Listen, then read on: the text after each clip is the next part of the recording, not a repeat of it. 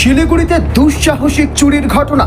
শিলিগুড়ির মেয়র গৌতম দেবের ওয়ার্ডে বাড়ির ৮ জনকে স্প্রে করে অজ্ঞান করে চুরির চেষ্টা।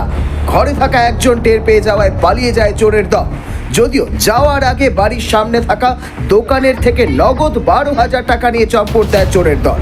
গোটা ঘটনার তদন্ত শুরু করেছে এনজেপি থানার পুলিশ। অন্যদিকে পরিবারের অসুস্থ ওই ৮ জনকে শিলিগুড়ি জেলা হাসপাতালে ভর্তি করা হয়েছে।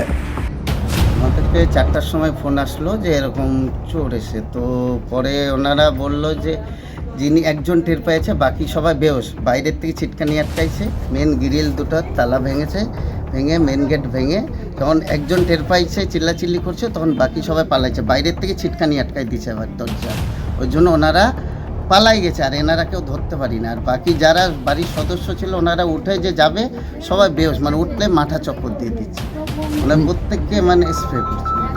পুলিশ আসেনি এখন অবধি, পুলিশ আসে। কতক্ষণ হয়েছে আপনারা? আমরা মোটামুটি প্রায় ঘন্টা 2 হলো, 2 ঘন্টা আগে পুলিশকে জানিয়েছি।